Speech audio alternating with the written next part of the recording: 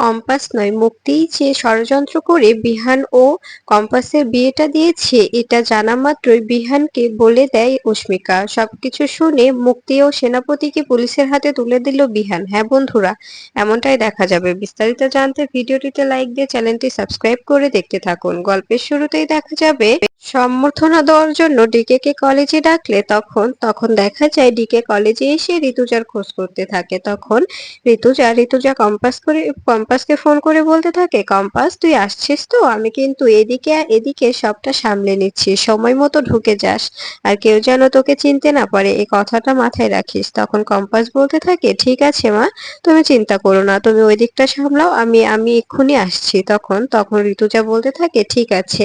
এদিকে দেখা যায় অস্মিকা মুক্তি ও সেনাপতির পিছু করতে থাকে। ঠিক তখনই কম্পাস ফোন করলে তখন দেখা যায় অস্মিকা বলতে থাকে, ছোট বৌদি, আমি মুক্তি মাসি আর সেনাপতির পিছু করতেছি, আর ওরা ওরা একটা গলির মধ্যে ঢুকছে, আর এটা এটা কোন গলি আমি বুঝতে পারছি না, কিন্তু কিন্তু ওরা কোথায় যাচ্ছে এটা আমি বুঝতে পারছি না।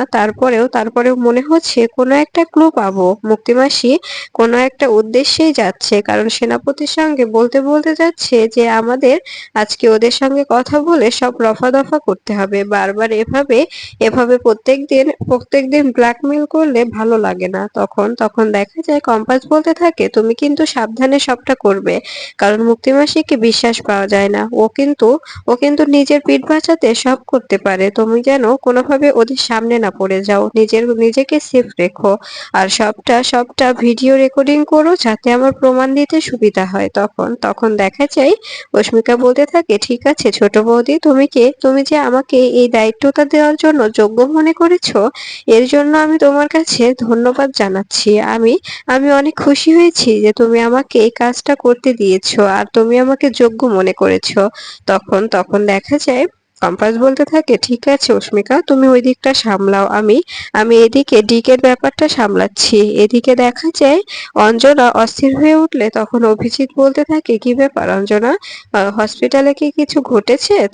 তখন দেখা যায় অঞ্জনা বলতে থাকে, ডিকে ছিল সেখানে, আর ডিকে যে কম্পাসের বাবা এটা যদি ডিকে জানতে পারে, তবে যদি আমার মেয়েটাকে মেরে ফেলে। আমি আমার মেয়েটাকে বাঁচাতে চাই, আমার কম্পাসকে তুমি বাঁচাবে, আমাকে কথা দাও, আমার কম্পাসের তুমি কোনো ক্ষতি হতে দেবে না। তখন দেখা যায় অভিজিৎ বলতে থাকে, আমি তোমাকে কথা দিচ্ছি, কম্পাসের কোনো ক্ষতি হতে দেব না আমি, আর দরকার হলে ফর্মুলাটা আমি ডিকের হাতে তুলে দিব, কিন্তু কম্পাসকে কোনোভাবে বিপদে পড়তে দেব না। তখন দেখা যায় অঞ্জনা বলতে থাকে, এটা কি বলছো? ফর্মুলাটা তোমার সম্পত্তি, তুমি কেন ওর হাতে তুলে দেবে? তখন দেখা যায় অভিজিৎ বলতে থাকে, যদি ডিকের হাত থেকে কম্পাসকে বাঁচাতে ফর্মুলা দিয়ে দিতে হয় তবে তো দিতেই হবে, তাই না? তবে তো কোনো বাধা সৃষ্টি করার কোনো প্রয়োজন নেই, কারণ আমার মেয়েটাকে তো আমার রক্ষা করতে হবে, আমার মেয়েটাকে তো ডিকের হাত থেকে আমাকেই বাঁচাতে হবে। তখন দেখা যায় অঞ্জনা বলতে থাকে, কম্পাস শুধু তোমার আর আমার সন্তান, এখানে ডিকের কোনো অস্তিত্ব নেই, এটা এটা তুমি মাথায় রেখো। আমি কিন্তু ডিকে কে কখনো কম্পাসকে নিয়ে যেতে দেব না, কম্পাস শুধু তোমার আর আমার। তখন অভিজিৎ বলতে থাকে, যে যাই বলো না কেন এটা তো সত্যি যে কম্পাস তোমার আর ডিকের সন্তান, আমি হচ্ছে আউটসাইড। তখন এই কথা শুনে অঞ্জনা বলতে থাকে, প্লিজ এভাবে বলবে না, তুমি হচ্ছে কম্পাসের বাবা, কম্পাস ছোট থেকে জেনে এসছে যে তুমি কম্পাসের বাবা, সেই জন্য তুমি কম্পাসের বাবা। তো আমি ডিকে কে কখনোই কম্পাসের বাবা বলে স্বীকৃতি দেব না। তখন অভিজিৎ কাঁদতে থাকে আর বলতে থাকে, প্লিজ আমার থেকে আমার কম্পাসকে কখনো সরিয়ে নিও না। তখন অঞ্জনা বলতে থাকে, এসব তুমি কি বলছো? আমি তোমাকে ফেলে কখনোই যাব না, কখনোই যেতে পারবো না। তখন দেখা যায় অভিজিৎ বলতে থাকে, এখন এতটা ভয় পেলে কি করে হবে? তোমাকে তো স্ট্রং থাকতে হবে, তাই না? কম্পাসকে তো শক্তি যোগাতে হবে, তোমাকেই সবটা হ্যান্ডেল করতে হবে, তোমাকে এখন সুস্থ হয়ে উঠতে হবে। তুমি যদি এভাবে ট্রমাটাইজড হয়ে যাও তবে তো আরো হিতে বিপরীত হবে, তুমি তো আরো অসুস্থ হয়ে পড়বে। তুমি কি করে সুস্থ হবে বলো তো? তখন অঞ্জনা বলতে থাকে, ঠিক বলেছো, আমাকে আমাকে সুস্থ হয়ে উঠতে হবে। যে করেই হোক আমাকে সুস্থ হতে হবে। এভাবে এভাবে এভাবে অসুস্থ হয়ে পড়লে তো আমার মেয়েটার আরো কষ্ট বাড়বে। ওর টাকা-পয়সার বেশি দরকার হবে। ও কি করে সামলাবে সবটা? আমাকে নিজেকেই সবটা হ্যান্ডেল করতে হবে।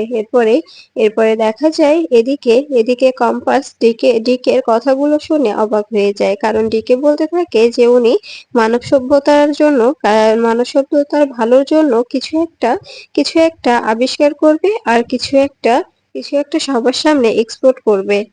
তখন এই কথা শুনে কম্পাস বলতে থাকে এই লোকটা মানব সভ্যতার ভালোর জন্য করছে নাকি নিজের কোনো একটি কোনো ক্ষোভ থেকে করছে, এটা আমাকে জানতেই হবে। লোকটা কি করছে, লোকটা কেন এমন করছে আমাকে জানতেই হবে। লোকটার উদ্দেশ্য আমাকে বুঝতে হবে। এরপরে দেখা যায় ডিকে সেখানে সমর্থন পার্টি থেকে সমর্থন নিয়ে তখন বেরোতে যাবে। ঠিক তখনই ঋতুজা বলতে থাকে এক্ষুনি তো এলেন, এত তাড়াতাড়ি যাওয়ার কি আছে? আমাদেরকে আরেকটু সময় দিন, আমাদের স্টুডেন্টদের আরেকটু সময় দিলে ভালো হতো না? তখন ডিকে বলতে থাকে আমার হাতে সময় অনেক কম, আমার আরো কাজ থাকে, তো তাই অনেক জায়গায় যেতে হবে, অনেক কাজ আছে। তাই আজকে যদি আমাকে ছেড়ে দিতেন খুশি হতাম। তখন দেখা যায় ঋতুজা বলতে থাকে ঠিক আছে, আপনার যেহেতু কাজ আছে তবে তো আটকাতে পারি না, তাই না অখিলেশ? তুমি ওনাকে গাড়ি অব্দি এগিয়ে দিয়ে এসো। এরপরে দেখা যায় অখিলেশ ডিকের সঙ্গে বেরিয়ে যায়। তখন বিহানকে ঋতুজা বলতে থাকে দেখেছিস, লোকটা কত সুন্দর গুছিয়ে কথা বলতে পারে, কিন্তু লোকটা একদম ভিন্ন। লোকটার সঙ্গে তার কথার কোনো মিল নেই, কখনোই মিল ছিল না আর থাকবেও না। কারণ লোকটা শুধু নিজের স্বার্থই বোঝে, নিজের স্বার্থ খোঁজে। কম্পাসের থেকে ফর্মুলা নেওয়ার জন্য কম্পাসকে মারতেও পারে। ও জানিস কম্পাসকে শুধু বাঁচিয়ে রেখেছে কেন?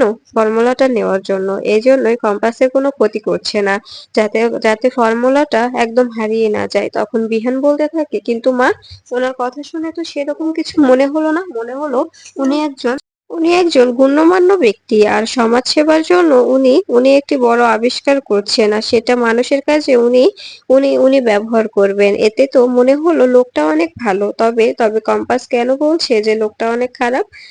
তখন ঋতুজা বলতে থাকে বিহান, তুমি কি বুঝতে পারো না যে মানুষকে দেখে বোঝা যায় না তার ভেতরটা কি রকম? মানুষ কথা বলে এক কিন্তু তাদের মনে থাকে আরেক। এটা তুমি তুমি কবে বুঝতে পারবে? তোমাকে তো এভাবে অনেক ঠকানো হয়েছে, তারপরেও তুমি কেন বুঝতে পারো না? তোমাকে এতবার বোঝানোর পরেও তোমাকে আমি বোঝাতে পারি না।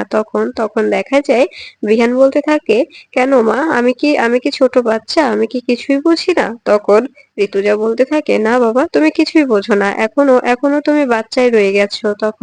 তখন দেখা যায় বিহান বলতে থাকে ঠিক আছে, তোমরা আমাকে যেটা মনে করবে সেটাই, কিন্তু কম্পাস যদি কোনো প্রমাণ দেখাতে পারে তবেই আমি মানবো যে ডিকে একজন খারাপ লোক। তাছাড়া ওর কাছে তো কোনো প্রমাণ নেই। আর একরকম দেখতে দুটো মানুষ তো হতেই পারে, তাই না? তখন ঋতুজা বলতে থাকে তবে কি সবকিছুই এক হবে?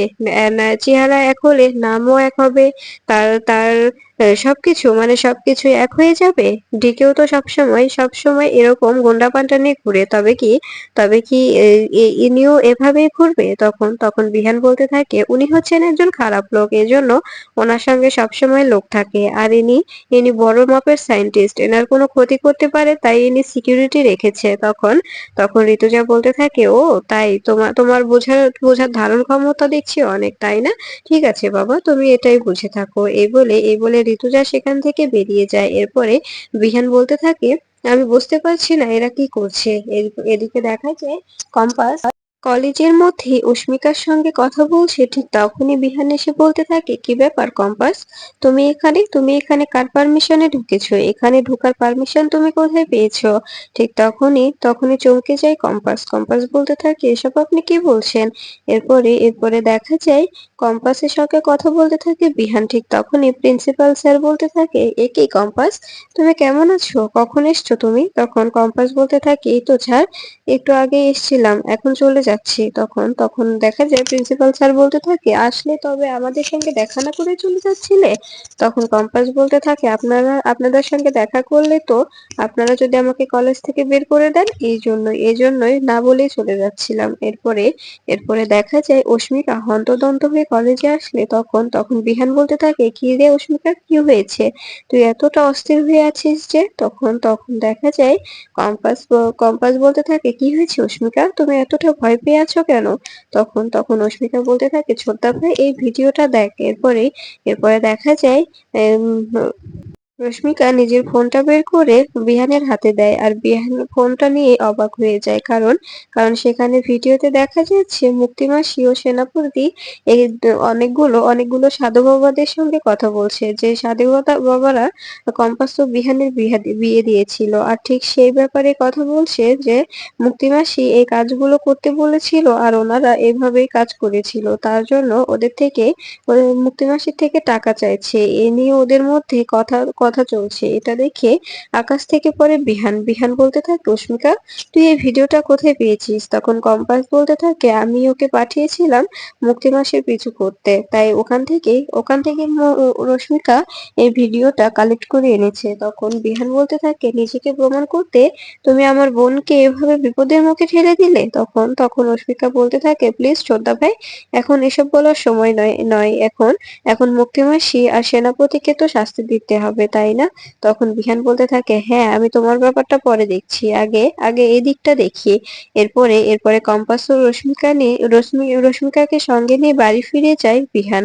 সঙ্গে পুলিশ নিয়ে আসে, আর সেখানে এসে দেখা যায় কাকিমণিকে বলতে থাকে, কাকিমণি, মুক্তিমাসি আর সেনাপতি কোথায় গো? তখন কাকিমণি বলতে থাকে, কেন, কি হয়েছে? তখন দেখা যায় বিহান বলতে থাকে, তোমাকে বলতে বললাম কেন, কোথায় তাই আমাকে বলো। ঠিক তখনই মুক্তি এসে বলতে থাকে, কি রে বিহান, আমাকে খুঁজছিস হঠাৎ, কি হয়েছে? তুই তো এখন আর কলেজ থেকে এসে আমাকে খুঁজিস না। তখন বিহান বলতে থাকে, তুমি যে কাণ্ডটা করেছো তার জন্য তো তোমাকে খুঁজতেই হবে। তখন মুক্তি বলতে থাকে, কি করেছি আমি? তখন দেখা যায় বিহান বলতে থাকে, তুমি কি করেছো তুমি জানো না? তখন মুক্তি ভয় পেয়ে যায় আর বলতে থাকে, এসব তুই কি বলছিস? আমি কি বলেছি, কি করেছি? আমাকে না বললে আমি কি করে বুঝবো? তুই আমাকে কিছু বল। বিহান বলতে থাকে, কি ব্যাপার অফিসাররা, আপনারা বাইরে দাঁড়িয়ে আছেন কেন? ভিতরে আসুন। এরপরে দেখা যায় পুলিশ ভিতরে এলে তখন ভয় পেয়ে যায় মুক্তি বলতে থাকে, এসব কি হচ্ছে? পুলিশ কেন বিহান? তুই হঠাৎ পুলিশ নিয়ে এসেছিস কেন বাড়িতে? চৌধুরী বাড়িতে কখনো পুলিশ আসে? তখন বিহান বলে ওঠে, তোমাদের জন্য এখন আসে, আগে আসতো না, কিন্তু এখন ইদানিং তো প্রায়ই পুলিশ আসছে বাড়িতে, তাই না? তখন মুক্তি বলতে থাকে, এসব কি বলছিস? কেন পুলিশ আসছে, আর কেনই বা ডেকে এনেছিস? তখন বিহান বলে ওঠে, কেন এনেছি তুমি বুঝতে পারছো না? তোমাকে আর সেনাপতিকে ধরিয়ে দেওয়ার জন্য। এই কথাটা শুনে সেনাপতি অবাক হয়ে যায়, আর মুক্তি বলতে থাকে, কেন, আমরা কি কোনো অপরাধ করেছি যার জন্য আমাদের পুলিশে দিবি তুই? তখন বিহান ভিডিওটা সবার সামনে দেখায় আর বলতে থাকে, এই দেখো ভিডিওটা, কম্পাসকে যে এভাবে ব্লেম দেওয়া হয়েছিল, এই সবটা মুক্তিমাসিরই কারসাজি, আর আমাদের বিয়েটা মুক্তিমাসি দিয়েছিল, তার প্রমাণ হচ্ছে এই যে, আর এই প্রমাণটা এনেছে রশ্মিকা। তখন রশ্মিকা বলতে থাকে, হ্যাঁ, হ্যাঁ মা, এই মুক্তিমাসি ছোটদা ভাইয়ের আর ছোট বৌদির বিয়েটা দিয়েছিল, আর কম্পাসকে ছোট বৌদির উপরে দোষ চাপিয়ে দিয়েছে যে ছোট বৌদি ইচ্ছে করে বিয়েটা করেছে, যার জন্য ছোটদা ভাইয়ের আর ছোট বৌদির মধ্যে ঝামেলা হচ্ছে। এসব কিছু দেখে ভয় পেয়ে যায় মোনালিসা মনে মনে বলতে থাকে, এখান থেকে আমাকে এক্ষুনি পালিয়ে যেতে হবে, তা না হলে বিহান আমাকেও ছাড়বে না। কারণ কম্পাসকে তো ব্লেমটা আমি দিয়েছিলাম। তখন বিহান মনে করবে যে ব্যাপারটাতে আমিও ইনভলভ ছিলাম, কিন্তু আমি তো এই ব্যাপারে ইনভলভ ছিলাম না। আমাকে শুধু মুক্তিমাসি যেটা করতে বলেছে আমি শুধু সেইটাই করেছিলাম। তার জন্য আমি বিহানকে হারাতে চাই না। তখন দেখা যায় আম, বিহান বলতে থাকে, কি ব্যাপার, আম, কাকিমণি, মোনালিসা কোথায়? মোনালিসাকে ডেকে নিয়ে এসো তো। মোনালিসা যে এত জোর গলায় এত রাতে সে কম্পাসের দিকে আঙুল তুললো, সেই ব্যাপারটা তো দেখতে হবে, তাই না? এরপরে দেখা যায় কাকিমণি মোনালিসার কাছে গেলে তখন দেখা যায় মোনালিসা পালানোর চেষ্টা করছে। এটা দেখে কাকিমুনি চিৎকার করে বলতে থাকে, বিহান, মোনা পালিয়ে যাচ্ছে, এক্ষুনি আয়। ঠিক তখনই কম্পাস দৌড়ে গিয়ে মোনাকে ধরে ফেলে আর বলতে থাকে, কি ব্যাপার মোনা ম্যাডাম, তুমি না অন্ধ, তবে কি করে পালাচ্ছ তুমি? তখন বিহান অবাক হয়ে বলতে থাকে, সত্যি তো, তুমি তো চোখে দেখতে পাও না, তবে তুমি কি করে পালিয়ে যাচ্ছিলে? তখন ভয় পেয়ে যায় মোনালিসা। মোনালিসা বলতে থাকে, কোথায়? আমি তো পালাচ্ছি না, আমি পালাবো কেন?